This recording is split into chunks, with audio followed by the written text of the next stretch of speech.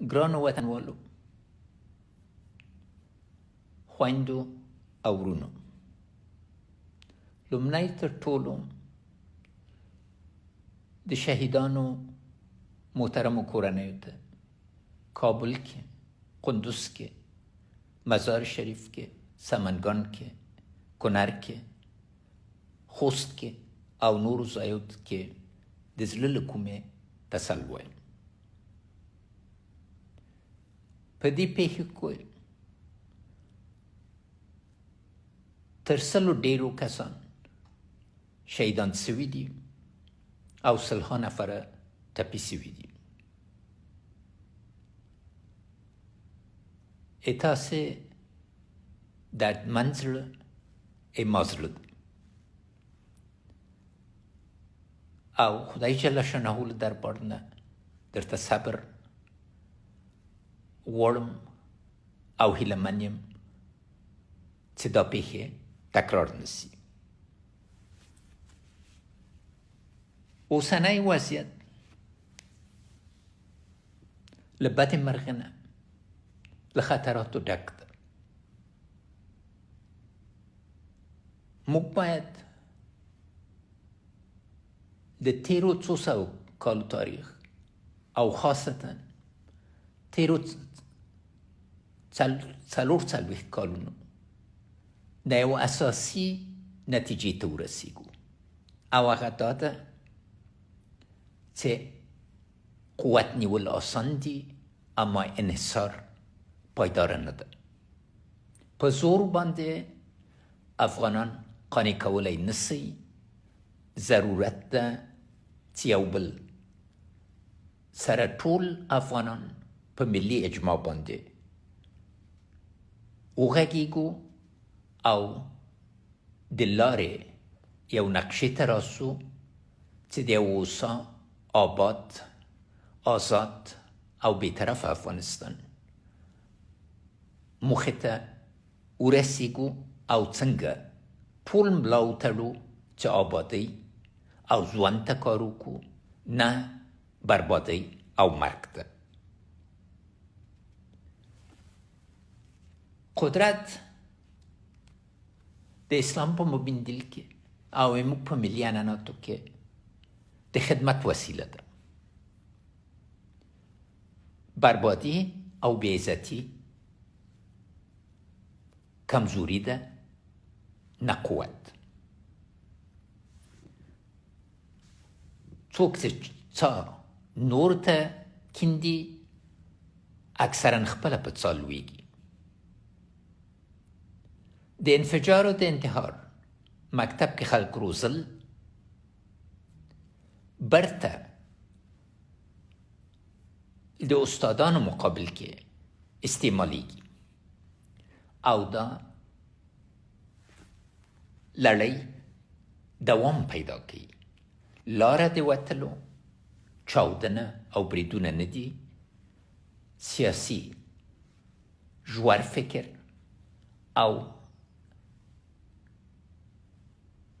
لاره د حل او د خلکو ژوند باندې اجماع پکار ده. ځکه مې له تسلیت نه شروع کړه، پیل وکړه چې دا مبارکه میاشت په ټولو افغانانو باندې ډېره په بېوسي تېره سوې. خلک نه یوازې شهیدان سوي دي، ټپیان سوي دي، بلکې یوې ګولۍ ډوډۍ ته محتاج وو. آیا دا زموږ ملي برم ده چې اخبارونو کې خپرېږي چې پلرونه په دې مجبورېږي چې د خپل زامنو به ډوډۍ خرڅ کړي او د عزت خلک یو ګولۍ ډوډۍ ته یا د خپل د اولادو دوا ته محتاج دي. موږ د خدای په فضل 99.99% مسلمانان یو. هم د اسلام برم او هم د افغانانو برخه د دې برم په راوستلو کې سم پیګو په دې باندې او پیګو چې څه عظیم لوړ او با عزته مبین دین ته تعلق لرو او د بشریت پیشوا اموږ ستر پیغمبر کومه لاره راښودلې ده. ضرور ده چې برته د اسلام په تاریخ باندې ځان پوه کړو، ځکه ستونزه په اسلام کې نه ده، لکه چې بار بار ویل سوي اموږ په مسلمانۍ کې ده او باید ځان پوه کړو چې د اسلام په مبین دین کې د عقل ساتل او عقل ته احترام ضروری ده. آیا حدیث مبارک نه ده چې وایي د علم دپاره چین ته لاړ شه، چې هغه وخت کې د دنیا پایله وه. له ښې مرغې نه نن اسلامي هېوادونه د معارف او لوړو تحصیلاتو په برخه کې هم د هلکانو او هم د نجونو ته د شرایطو برابرولو کې له ټولو نه پرمخکې دي او ضرور ده چې له دې بریالیو تجربو نه موږ نتیجه واخلو او ځان چمتو کړو. دې برخې کې د اسلامي نړۍ برخه د ټکنالوژي، اوسنۍ ټکنالوژي په استعمالولو کې د ټولو وګړو خاصتا د ماشومانو او ځوانانو دپاره د شرایطو برابرول کې ډېره په زړه پورې ده. نن موږ ضرور نه ده چې لکه تېر غوندې ماشومان یوازې مکتبو کې وروزو. دوی ته شرایط په کور کې، په کلي کې، په کلا کې، په جومات کې او ټولو نورو حجرې کې، نورو ځایو کې برابرېدی سي. اصلي دا ده چې دوی دا احساس او دا امکان ولري چې خپل ژوند او د ټولنې ژوند بدلولی سي او مثبته نتیجه اخیستلی سي. دلته ضروره ده چې پوه سو چې آیا غواړو چې د نورو مزدوران اوسو یا دا چې نورو سره ځان سیال کو. سیالي په لاف وهلو باندې نه کېږي، سیالي په عمل کې کېږي او د سیالي دپاره باید سړی سیالانو سره په اساسي توګه په پرتلې راسي او خپل قوتونه او ضعفونو باندې پوه سي او یو باندې مثبت ټکي باندې باید تهداب اوچت کړي او منفي برخونه ځان وژغوري.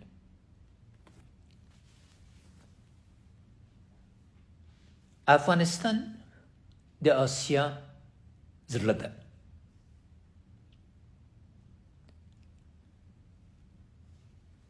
اقبال لاهوري له اولو لیکوالو نه و چې د دې تپان زړه اهمیت باندې پوه سو او ویې ویلې چې که دا زړه آرامي آسیا آرامه ده، که دا زړه نارامه یي ټوله آسیا نارامه کېږي.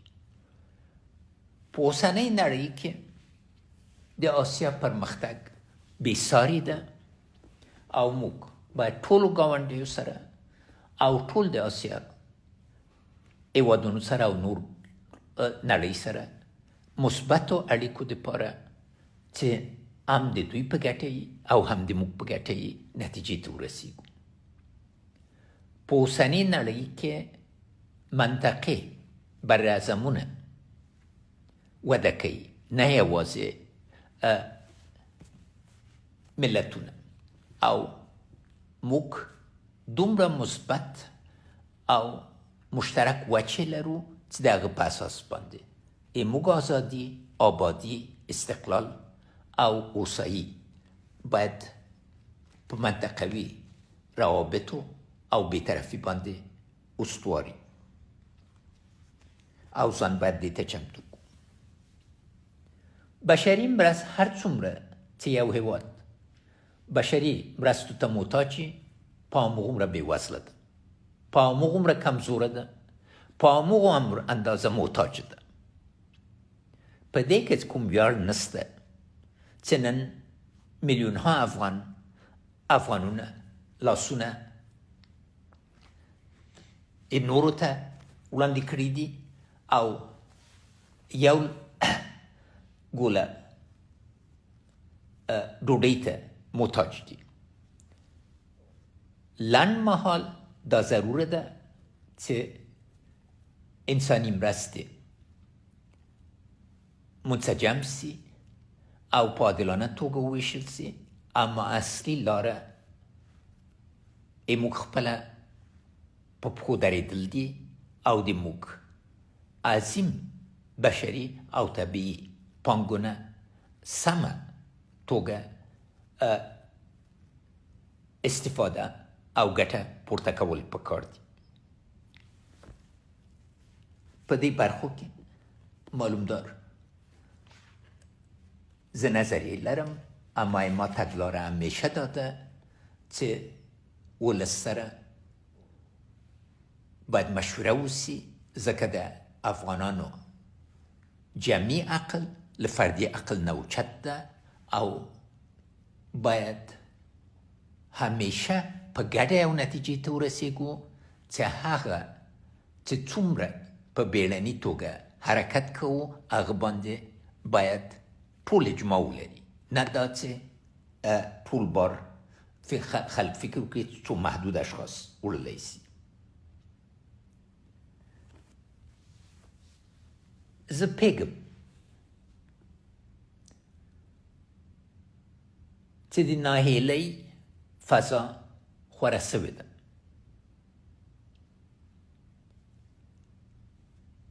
حتی ځینې سروېګانې ښیي چې تر 50% د افغانستان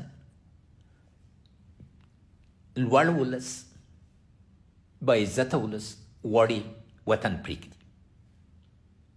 دا سربیره په هغو ده چې وتلي دي، اما تر څه ریښه په اوبو کې ده، هیله باید پرې نه کړو، ناهیلي باید نسو. دا د مسلمان او د افغان په حیث باندې زموږ وجیبه ده چې مثبت توګه فکر وکړو او په ګډه په دې لاړ سو. ټول نړۍ ته وګورئ،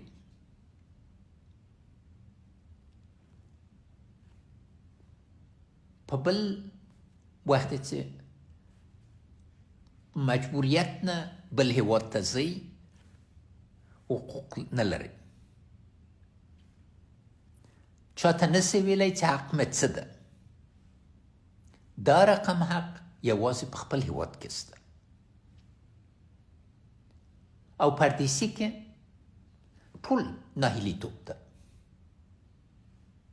اما په وطن کې په ګډه د ټولو عزت ده. موږ ریښه څه ده؟ د اسلام مبین دین ده، خپل تاریخ هم ده او موږ ملي یووالی ده. او دا چې افغانستان د ټولو ګډ کور ده. د تاریخ په څپو کې موږ ښودلې ده چې هغه شرایطو کې، سختو حالاتو کې چې ناهیلیتوب فضا وه، وقتی چې اتحاد و اتفاق ته راغلي یو وتلي یو، اما وقتی چې د غرور په خره باندې سپاره سوي یو او یو بل هم نه دي منلي، نسکور نظامونه نسکور سوي دي. نو ځکه ضرور ده چې د خپل ریښو په درک باندې په ګډه دې نتیجې ته ورسېږو چې سختو څپو سره مخامخ یو، دې څپو نه وتل په ګډه کېږي. که په ځانځاني توګه اقدام وکړو، خدای ناکړه ټول به غرقېږو، اما که په ګډه اقدام وکړو ټول وتلی سو او ټول رڼا ته رسېدلی سو، ځکه د هرې تورې شپې سبا رڼا ده. اما هر برخه د وجود مې او د مغز مې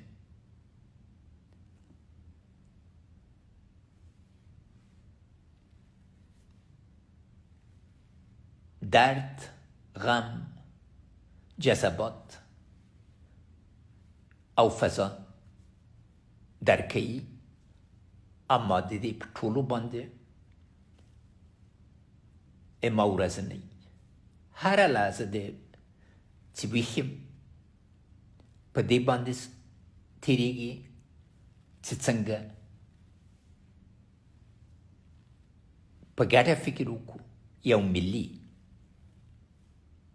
په واقعي توګه، په رښتیاني توګه ملي بحث ته چمتو سو چې اوس چې فضا داسې راغلی چې ضرورت د ژور فکر ده، دې فکر سره په ګډه اقدام وکړو. Aziz vatandaşlar, Ramazan hayat bir miçin yürük din mübarek. Bulsin diyet halkimiz ve ülkemizge. Allah dergahın قوة inç, tinçlik ve amanlik talep قیلمن. بیا هم ټولو ته اختر مبارکي درکو. وخت دې ده چې خدای جل شانو ته د دعا لاسونه جګ کو او د افغانستان د آبادۍ، سرلوړۍ، امنیت او ملي وحدت او ګډ ژوند دپاره خپل عرایض وړاندې کو. انشاءالله تعالی به ومنل سي. تل دې وي افغانستان، یشسن افغانستان، زنده باد افغانستان.